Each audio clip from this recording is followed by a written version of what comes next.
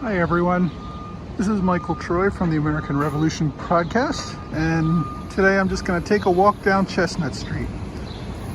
Right now we're at 6th and Chestnut. Over to the right you can see the world's largest Wawa, and I literally mean that. It is the largest Wawa in the entire world. The Wells Fargo Bank that you see right here on 6th Street is the site of the first bank in the United States, actually in all of North America. It was called the Bank of North America and was founded by Robert Morris, one of the signers of the Declaration of Independence and the Constitution. In front of us now is Congress Hall. This is where the United States Congress met when Congress was in Philadelphia after it left New York and before it went to Washington, D.C. For a time, it was also used as a courthouse by the state of Pennsylvania. All right, we're going to begin our walk down Chestnut Street now. And as you can see, the next big building on the right here is Independence Hall. This, of course, is where the Second Continental Congress met, where they signed the Declaration of Independence and the U.S. Constitution, among other things. The Articles of Confederation as well. You'll notice that there is a clock tower on the cupola. That did not exist in the colonial era. That was added in the 19th century. Sorry. Sure. We'll look right across the street here. I'm not sure you can see it very well, but inside that glass building is the Liberty Bell, which was once sitting in Independence Hall but has been moved to a special visitor center so that it can accommodate more visitors. The Liberty Bell actually received its name in the 19th century as part of the abolition movement, but it was the bell that was used in Independence Hall during the time that the Continental Congress was there and during the time of independence. Way off in the distance, you can see the National Constitution Center. Now we're going to continue our walk down the street a little further. Back to Independence Hall, you can see there is a statue of George Washington in the front. There are two side buildings that are attached to Independence Hall, one here on the east side and one back on the west side next to Congress Hall. Those were one of the older parts of Independence Hall.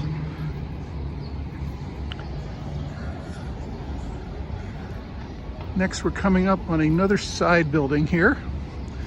This building is the American Philosophical Society. This was a society that Benjamin Franklin helped co-found when he was a workman in Philadelphia. And it was a place for people who were interested in discussing science and other interesting matters to get together on a regular basis and simply hold a discussion. I'm going to rush across the street here to beat the light. And off in the distance there, you can see another brick building. That is the library for the American Philosophical Society. And we see a statue, which is known as the Signer, in the park in front of the library. That is designed to honor all of the signers of the Declaration of Independence. As we continue our walk down the street, you'll see this old building, which looks like it should belong probably more in ancient Greece. That is the Second Bank of the United States. The federal government, when it started collecting taxes, needed a bank to place all their money in, and so they formed the Bank of the United States. It was a controversial step at the time because many people said that because the Constitution did not explicitly authorize the creation of a bank, the federal government could not create a bank. Nevertheless, they created a first bank, and then after that expired, they created the second bank.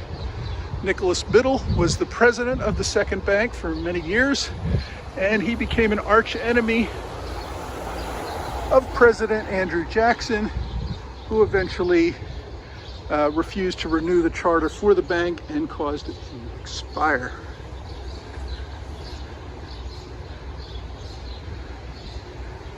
And moving along here,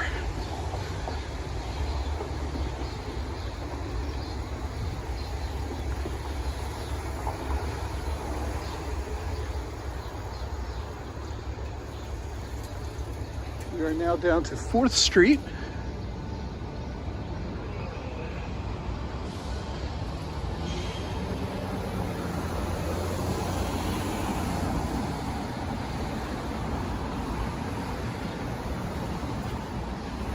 And as you can see, coming up on a few more older brick buildings.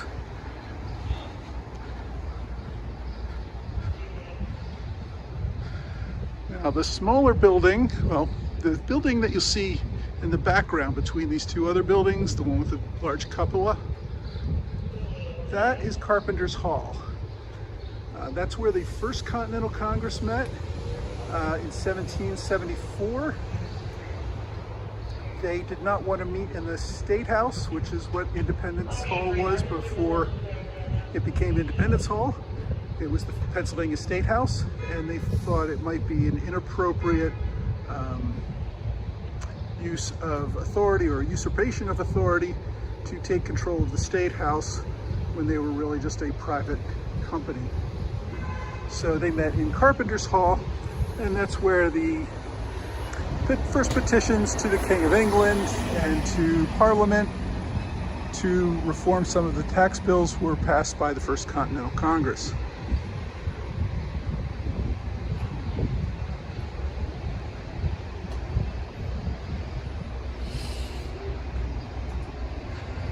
Around the corner, and we're not going to get a good view of it from Chestnut Street, but I will mention behind all those trees is a brick building, which is the first bank of the United States. Of course, we discussed the second bank. Before the second bank, there was the first bank, and they felt the need to build an entirely new bank when the second bank was chartered.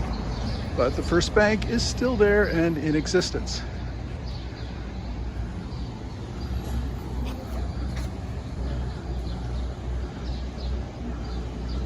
Finally, we're coming up on the Museum of the American Revolution, which only opened a couple of years ago, but is a great tourist destination already here at 3rd and Chestnut.